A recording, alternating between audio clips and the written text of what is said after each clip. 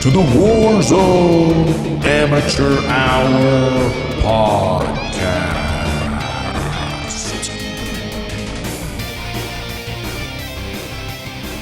Welcome back to the Warzone Amateur Hour podcast, episode number 61.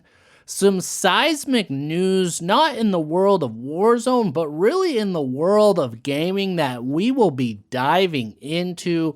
I know y'all probably have heard about it, but get ready for Tron and the 10-Inch to reframe, your world view, give you a new perspective. But before we dive into all that's happening, I'm not sure if I mentioned this is episode number 61. Want to get that out there, of the Warzone Amateur Hour podcast.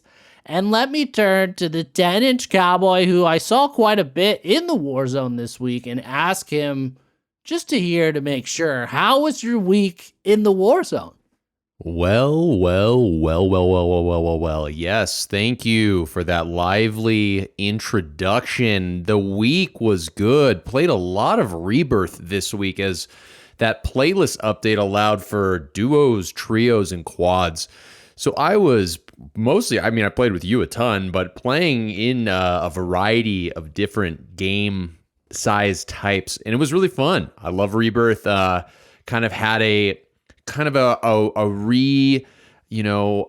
re-engaged love affair with the car, and I've built a new sniper companion loadout that I'm really excited about, that I'm having a lot of fun with.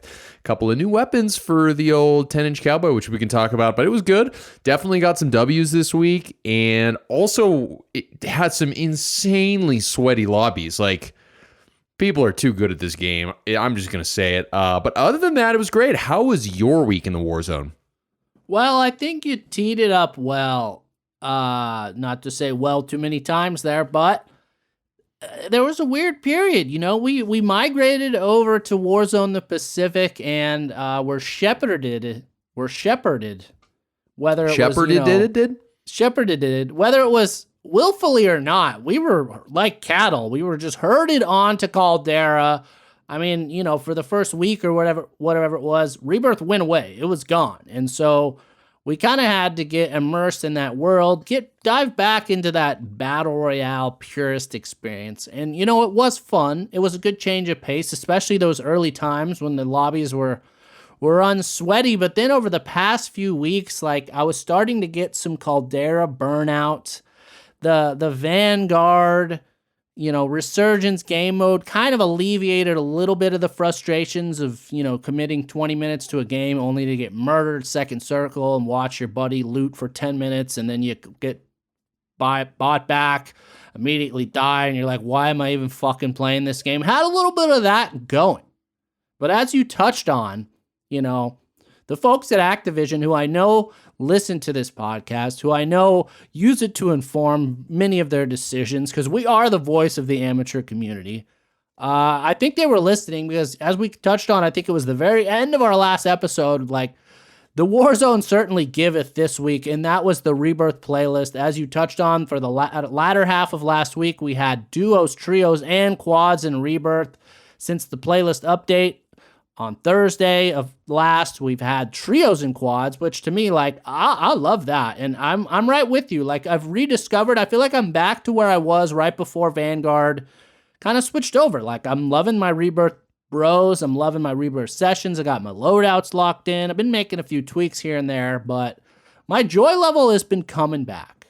Yeah, to talk about your point there, I think duos, Rebirth Island is really hard. I've played that even with really good players, and it's just so hard, because when one of you dies, the other guy is kind of forced to take a chill pill for a minute, until you rebirth. You can get wiped really quickly in that game mode. So duos isn't exactly ideal, but obviously trios and quads are fantastic. You talk about Caldera burnout, and now you're back to where you were before Caldera was introduced. It's kind of the elephant in the room here is, are you sick of Caldera? What is going on here? Do you just not want to play? Is it, and let me ask you this. Let me rephrase this. Is it the Battle Royale experience, or is it specifically the map Caldera?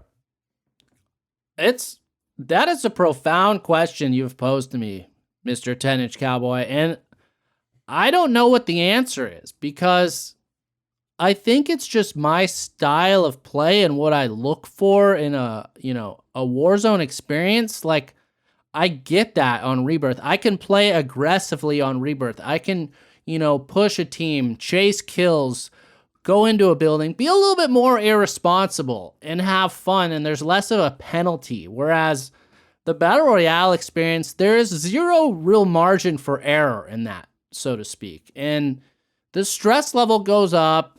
You got to be perfect. You got to win every single gunfight, essentially. You got to kind of have the sweatiest loadout, sweatiest tactics. Your teams really have to be gelling. Like, I don't know. It's too intense for me. It's kind of like, I'm going to the fucking YMCA and there's like the one court where the guys like got their jerseys and shit and play all serious. And like, if you fuck up, you get screamed at by the dude who's taking out all his personal issues on you. And then you got like the fun court where the guys are playing like, what was that game? Knockout, or, it's like, it's more informal. It's more fun. So I think just in terms of what I look for, what I enjoy about Call of Duty, I get that. It's an excellent blend to me of Battle Royale and kind of multiplayer element. That's where I was going with this, is that if you are turning your back on a classic BR and you are more into this Rebirth mechanic, it seems like you would naturally start gravitating to multiplayer.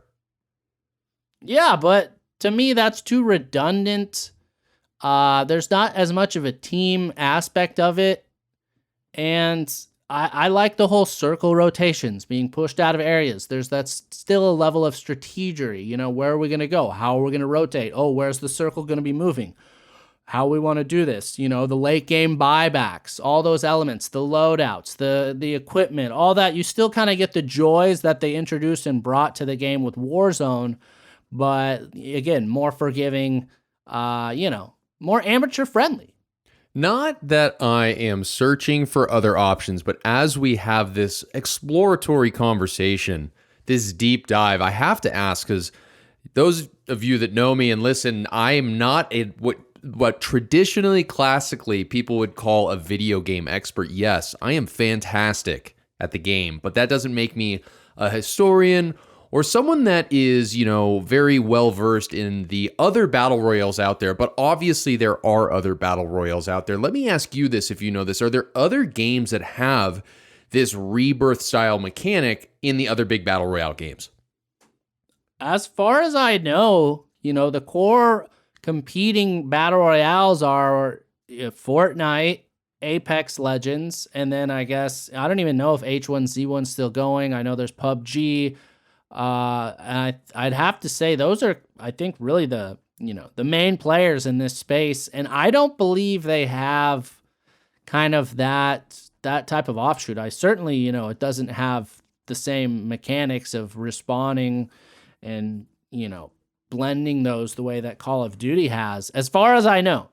Are there other, we get these playlist updates of these different game mode types. Does that happen in other games as well? I'm just trying to better understand what separates Warzone here from the other players. Obviously, it's its own style of game. I mean, you could look at this and you can look at Fortnite and you would clearly see differences visually and in the gameplay and all of that, but we're talking mechanics here. We're talking how the game unfolds, regardless of aesthetics, regardless of guns. Like, we're talking mechanics of the fucking game. You know what I mean? And I'm wondering if there's anything comparable, or are these all kind of new things in this kind of space?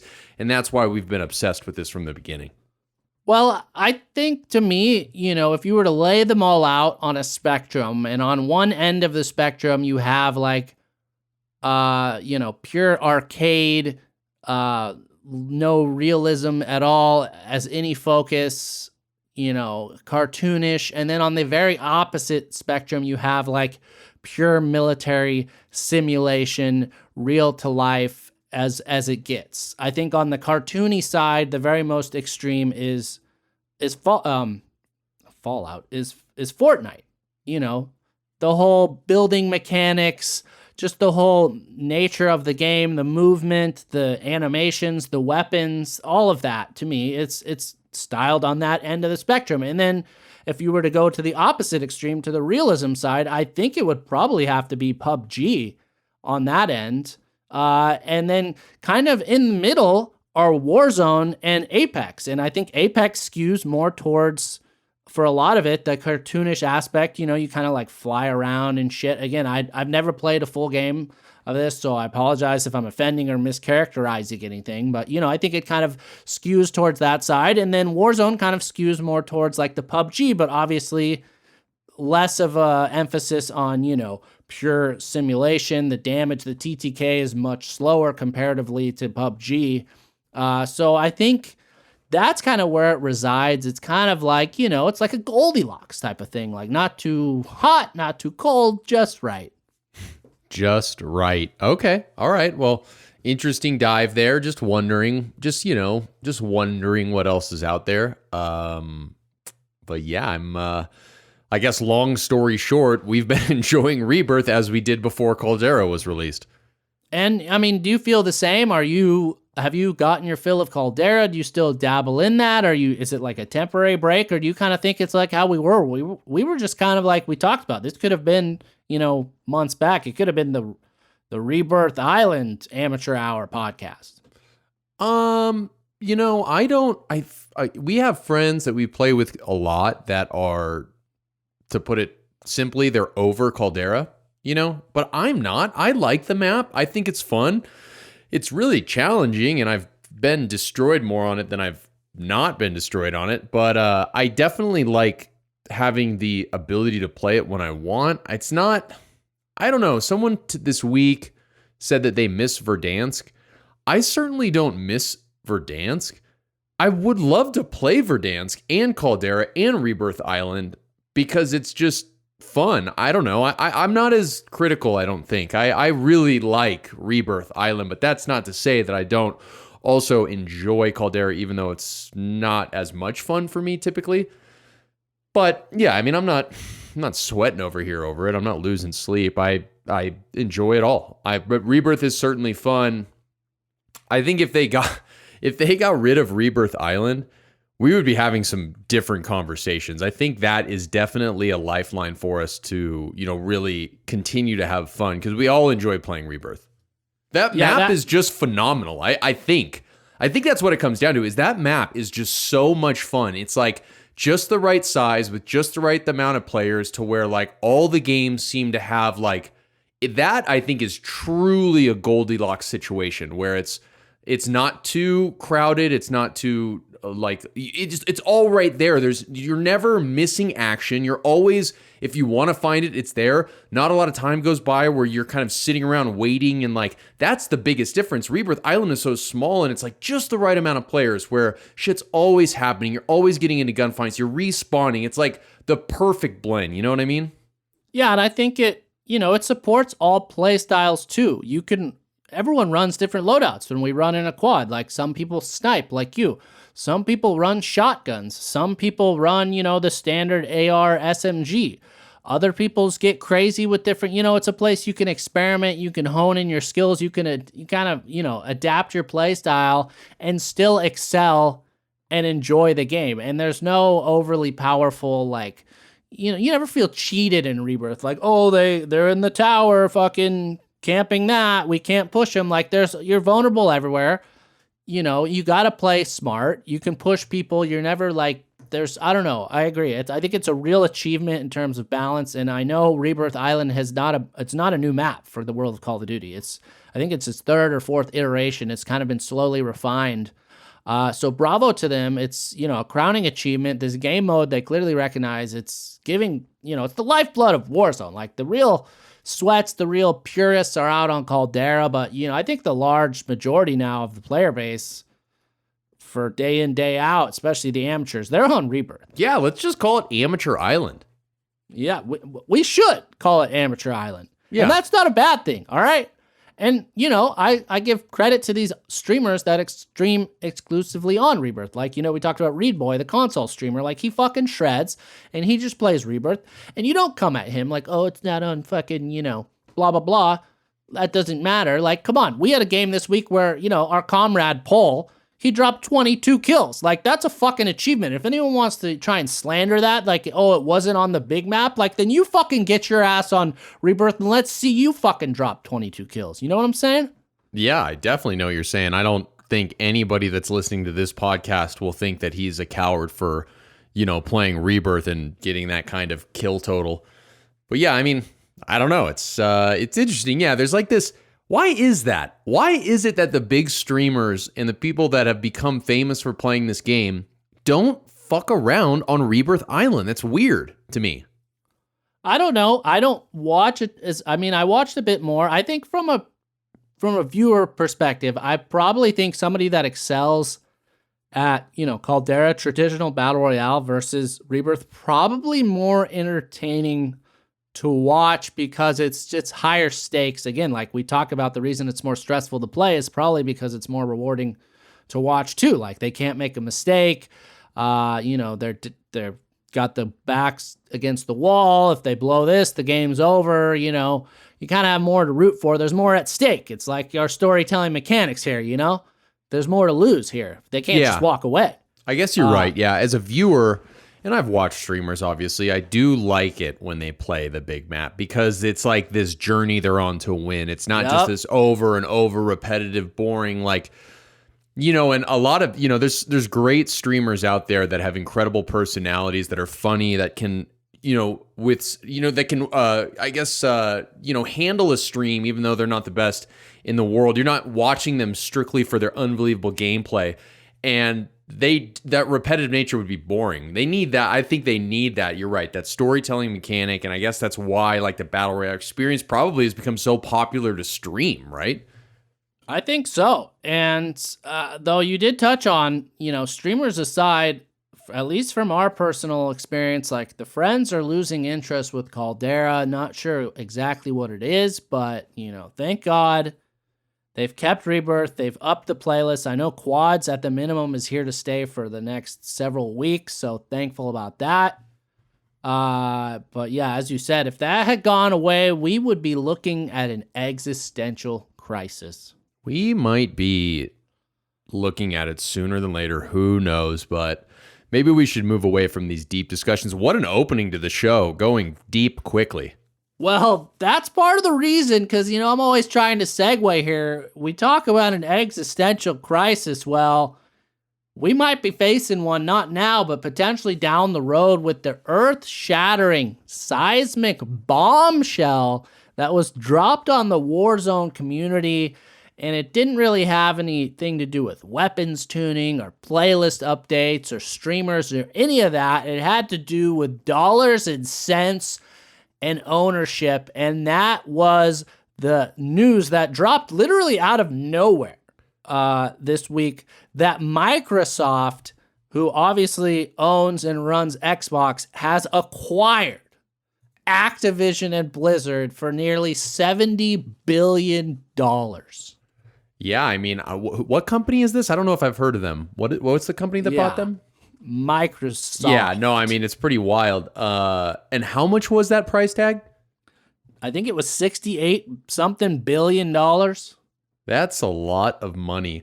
So the first thing that I'm sure everybody thinks of that plays on a PlayStation and, you know, owns a Sony product is that, oh, PlayStation's biggest competitive console manufacturer is Microsoft. They just acquired the game that we fucking make a podcast about and play all the time on our PlayStations. What happens when they decide, oh, let's cut the competition out of these giant titles that Activision, now that we own all those titles, all their player base uses? So it's been kind of a fucking mindfuck this week thinking about this, because it's definitely not an impossible scenario to imagine Microsoft making Activision's game title roster exclusive to Microsoft. Am I wrong? I mean, there are so many implications, ripples felt from this. But yeah, I think certainly at the forefront when we're talking about Call of Duty, when we're talking about the Warzone Amateur Hour is, yes, will, Xbox, obviously I don't think anytime in the next year, but potentially down the line, will they decide to, pull up the drawbridge, close off the gates to us all Sony folks, and say, you know what, Call of Duty now, you PlayStation guys used to always tout your exclusive games to us. Well, guess what? Call of Duty now is fucking Xbox only.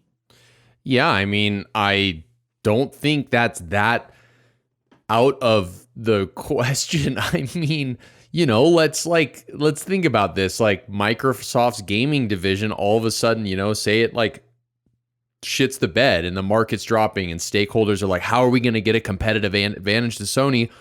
Well, the number one fucking thing they're going to do is make all the fucking games that they just bought from one of the biggest game producers. They're going to make them exclusive to Xbox to give them a fucking edge. Like, this is a no-brainer to me that this is eventually going to happen. And if you read, and I know we have a couple of quotes from different people at, I believe it's Microsoft and at Activision. I'm not sure who, but we have a couple quotes, and maybe we should get into those because it kind of, the language in those is specific, I guess you could say. Well, before we do, my retort, I actually don't feel what you feel at all. I think from a dollars and cents perspective, when you really dive into it, financially speaking, I think it would be actually very foolish of them to do that. Oh, because of in-game purchasing that even Sony owners are going to use? Maybe. Well, but the issue is Sony, okay, from what I've read, after this purchase now, that has vaulted Microsoft to the number 3 share gaming manufacturer in the world, but Sony is still ahead of them. And when you look at the global console sales, PlayStation systems dominate Xbox, frankly speaking. I don't know what it is globally, but I just looked during this week, and I think it's something like the PS5 has 65% of the market, and the new Xbox has 35%. So, is it really the trade-off of you're going to sell a $60 game, to that many more people, as opposed to keeping them in the ecosystem, keeping them buying those games? Still you're getting the money from the console sales. And I guess the companies don't even make that much money off of consoles. I know PlayStation, I think they sell the PS5 at a loss. So that's not really how you're making your bones in this game. It's by getting the motherfuckers to buy the game and to buy shit in the game. At least that's Tron's perspective here, all right? No, that's smart. Yeah, that actually makes a ton of sense. I hadn't considered it that way. I just assumed that they would want to, force out their biggest competitor when it comes to console sales. But you're right. Maybe it is better to have there's a symbiotic relationship there where there's still, it's almost like they're leeches. And it's like, oh yeah, you can keep your little thing over there, but I'm going to just be sucking the blood and money and juices from your customers. You know what I mean? And that, I guess, makes sense because you're right. Microtransactions, in-game purchases, the sale of this game, if you were to buy that money ain't, PlayStation is just like a facilitator for that. You're just playing it on the console. That money is going to Microsoft now, I guess. Yeah, and I mean, the number one game, I think, for the last 8 months or whatever in the PlayStation Store has been either Call of Duty Black Ops or Vanguard. But again, it's no sure thing. Maybe Xbox is going to, Microsoft, they like to make those fucking power moves where they essentially kind of get a monopoly, so to speak, and bully people onto their platform. But sometimes it works, sometimes it doesn't. I don't know, but I don't think it's as a foregone conclusion, oh, we lost, they fucking won, PlayStation's losing out on this. I don't know. I'm curious to see what happens, But the real question that you touched on, that to me, the real question here, when you look at the purchase price, $70 billion, someone talked about, I forget what the last biggest game acquisition was. It wasn't obviously Blizzard. It was, I forget what the game manufacturer was, but they were purchased for $2 billion. And that was at the it time Riot? It might have been Riot. And that at the time, that was a massive thing. So it's $70 billion. There's definitely the question here looming of how is Microsoft, going to make this lucrative, going to make this work for them, a worthwhile purchase. And to me, I think the one thing that's not a foregone conclusion, but one thing that seems more than likely is like these titles for Activision Blizzard, I think there's going to be a major push towards microtransactions, unfortunately. Which is in-game purchases, right? Exactly, which is exactly small. A lot of times they're cheap, you know? Games like sports games have them where you can purchase the packs and all that. Obviously in COD existing with blueprints, operators, all that stuff, COD points. I think there's going to be more of a push towards that, but again, I don't know for sure. So I'm on Activision's website and I'm looking at their game titles, and I don't want to do too deep of a dive onto this, but I assumed Activision had like an insane roster of games. And frankly, obviously, their number one title by far, it appears just from like the way they lay out their website, is Call of Duty. Like, no question about it. On their like featured games that they have, the 6 games that they're like the featured ones at the top: Call of Duty Vanguard, Call of Duty Warzone, Call of Duty Black Ops Cold War, Call of Duty Mobile, and then Tony Hawk Pro Skater 1+2 and Crash Bandicoot. So like, Call of Duty is gigantic. I mean, if you're looking at let's just round up to a $70 billion purchase. Call of Duty has to be a majority of that. That's what they're acquiring. That's incredible to me. Yeah, it's an insane amount of money, and you touched on it in terms of Activision. I know they do own a ton of IP for games that have, no longer producing, that they could be reviving, as people are expecting Activision, as you've touched on, like they don't put out a ton of games as of now, but it sounds like probably going to be bumped up, resurrecting some of those old titles, getting them back in the market. But the other side of the coin too, in terms of they didn't just acquire Activision, they got Blizzard too, which has World of Warcraft, the biggest fucking MMORPG on the market, Diablo, all those StarCraft, so there's another side of this coin that we're not going to dive into because this is the fucking Warzone Amateur Hour, but that's still but again, what did Activision acquire Blizzard for back when, or whatever, or Blizzard who acquired Activision? I don't know who had fucking, consumed who, but I know it wasn't like a $35 billion bit. I don't know. Oh, I kind of didn't consider the Blizzard aspect of this, which is stupid of me because, yeah, they got Diablo, Overwatch, World of Warcraft, StarCraft. They have these are like massive titles as well. So, okay. Well, my question is, Activision, even though it is a little shorter on like the massive game list, Call of Duty being obviously their number one title, why does it take that company so fucking long to do these goddamn updates we bitch about all the time when they only have like that as their main title? What is going on here? I don't know, but there's massive ripple effects of this, yet to be known. To circle back to the quote you alluded to for a little bit of, closure on this topic of will PlayStation be exclusive? The head of Xbox, Phil Spencer, came out on the record and said this week he had good calls with the leaders at Sony, and he confirmed Microsoft's intent to honor all existing agreements upon acquisition of Activision Blizzard, and their desire to keep Call of Duty on PlayStation. They said Sony's an important part of our industry, and we value our relationship. What was the term? Existing what? Not contracts. Existing agreements. Existing agreements. So, an agreement would be, you're going to hold our title on your console and for this amount of time. How much more time is on like whatever contract or agreement that they have to have Call of Duty on play? You know what I'm saying? Like that language is like kind of lawyery, no?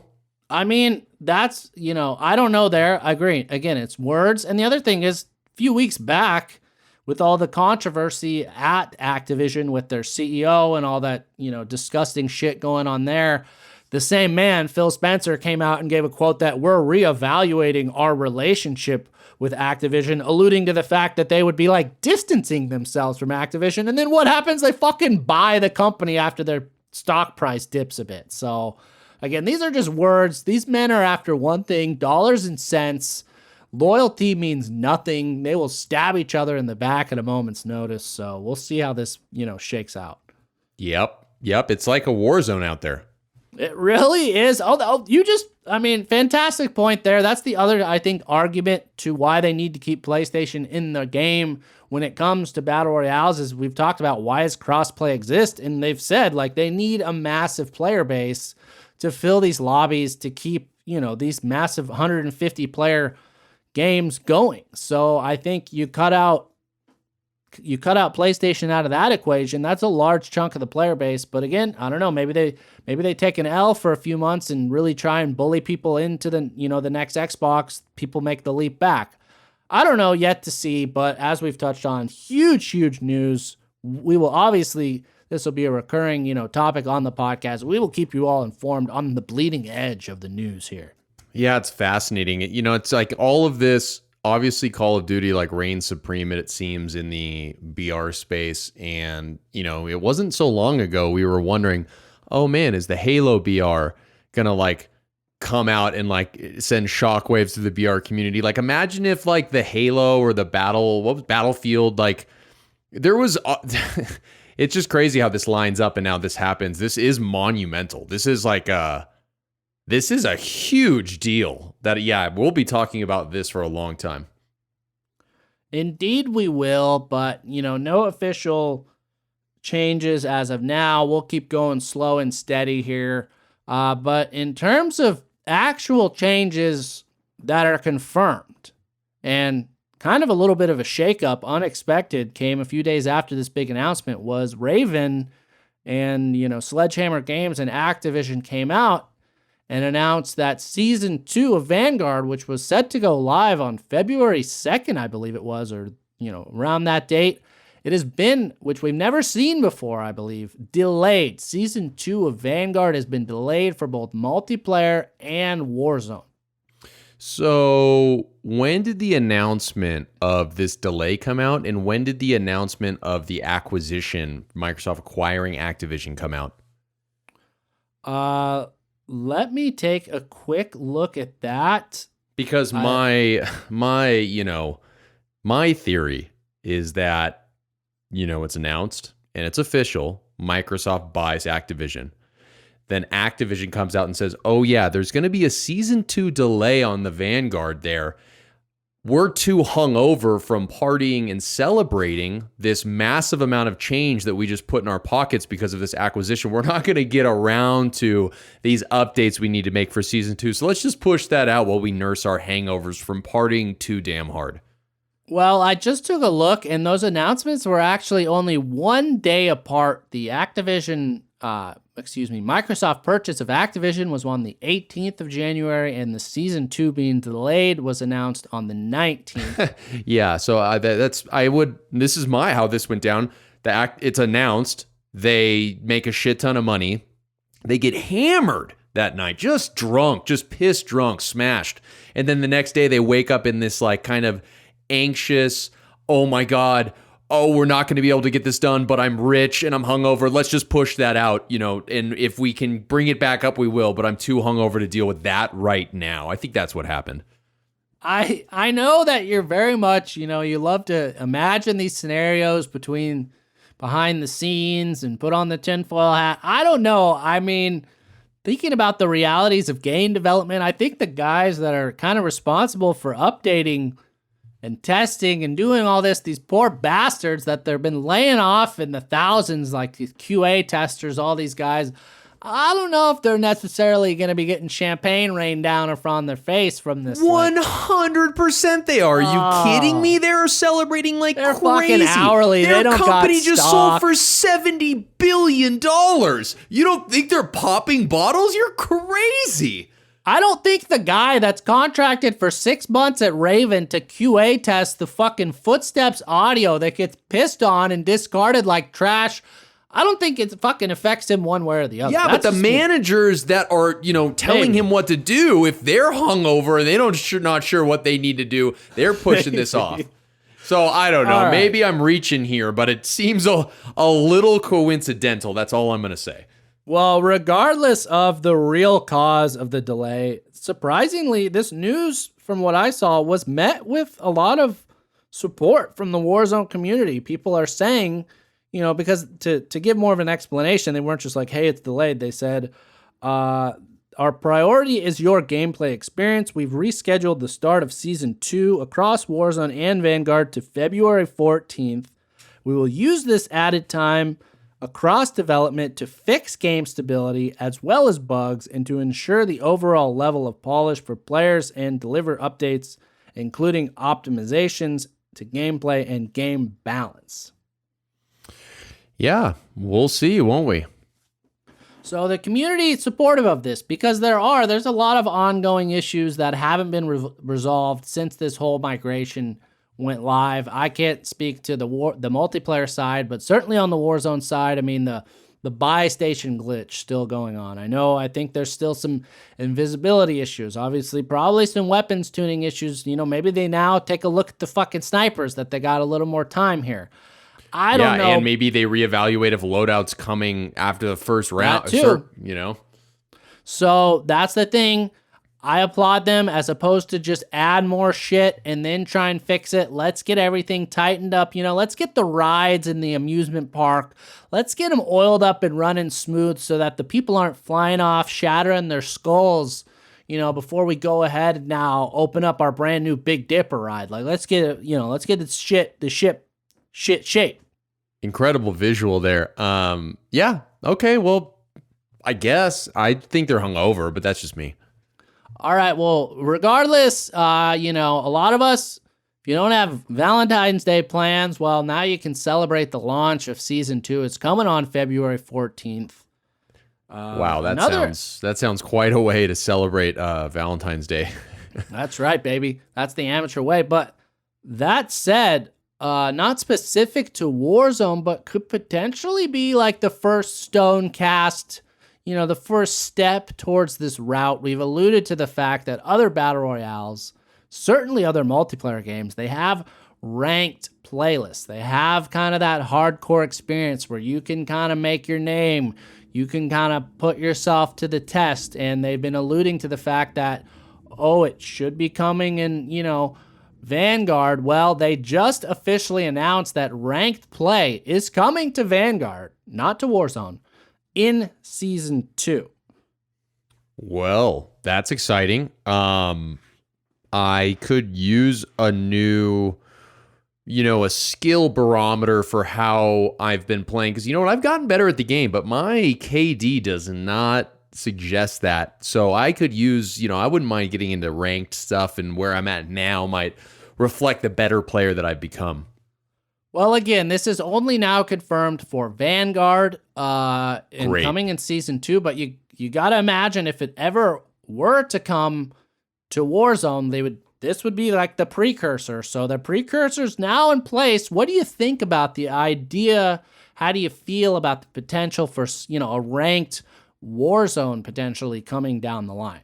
Well, my thing is, yeah, it would be great. I guess the next step would be they would have more, equal lobbies, right? You would play against players that are more in your skill range and your ranking, right? What happens when, I play with Pole, who's like a 10 times better player than me? Literally gets like 10 times the amounts of kills I get, but we play together.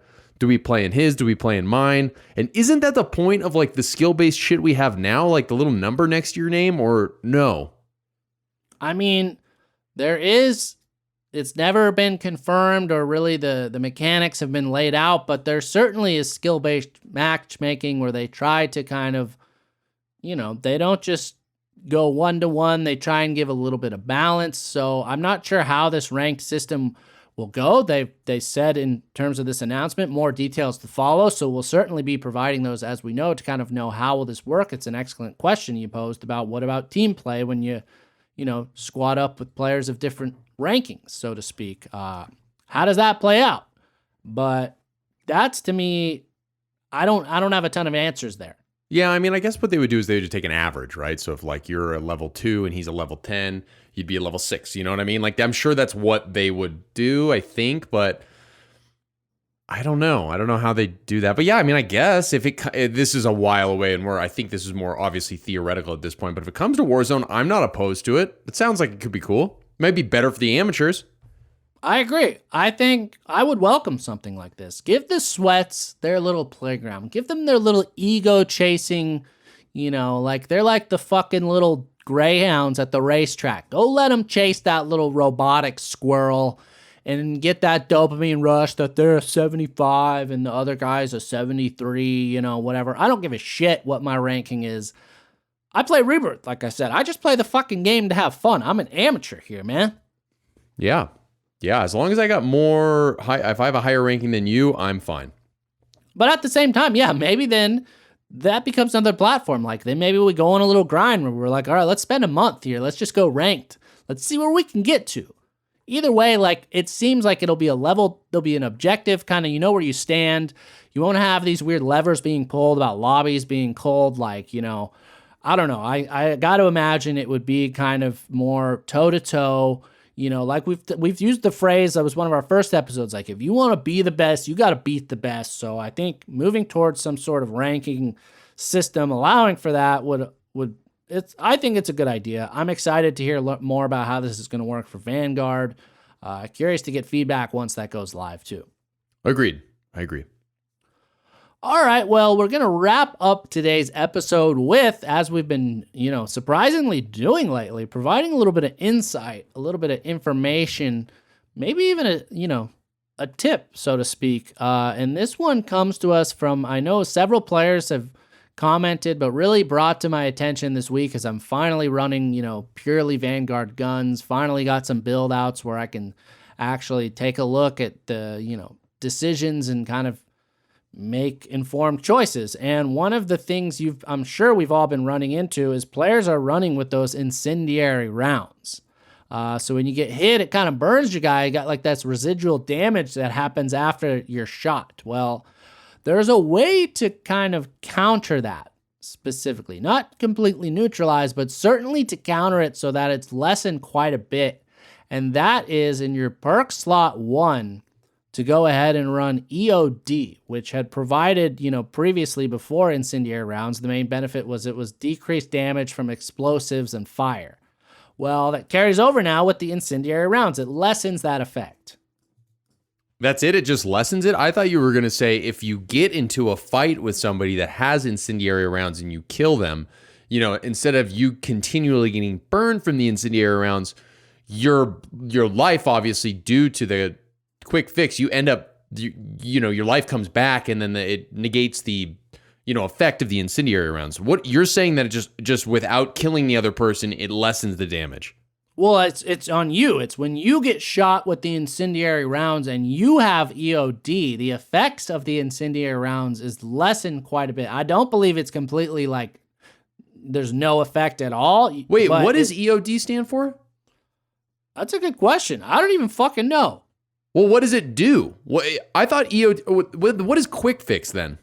Quick fix is the one where when you get a kill, your health immediately starts to regenerate. Oh, okay. So I thought that the tip was, if you're running quick fix, okay, you get what I'm saying, right? Like you get in a gunfight. Yeah, you completely misunderstood what I said. Perfect. Okay, so what does EOD stand for? And it just lessens the incendiary effect. Okay, now I understand. Do you know what EOD stands for? I'd like to know. Let me do a quick Google search here. It's shorthand. Okay, here we go, buddy. EOD is an acronym for Explosive Ordnance Disposal, and it's a perk that reduces non-kill streak explosive and fire damage. Okay, so it's literally not literally made for, but it's exactly for incendiary style shit.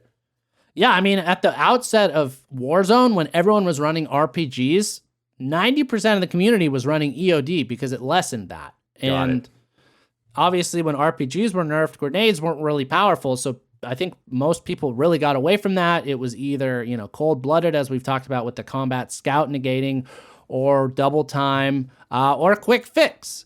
So now, though, with this incendiary rounds, it's kind of opening the door. I, was a strong proponent of cold-blooded after the combat scout and playing Caldera. Now that we're back on Rebirth, I'm floating between, do I run EOD or do I run quick fix? This past week, I've been on EOD and kind of been enjoying it because I do notice you run into a ton of players with incendiary rounds.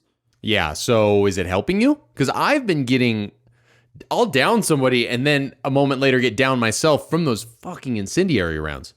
Yeah, if you find that's happening, more than you'd like, I'd give it a go. I'm okay with not having the quick fix, but maybe I'll switch to see how it goes. It's really hard to say. I think you have to be really kind of cognizant of what's going on to really pay attention to like what's giving you more benefit. But I would say like if you're running Rebirth, and you're looking for a perk that's going to help you avoid damage, then go with EOD. Or if you're looking for a perk that's going to let you challenge, more players at once, go with quick fix.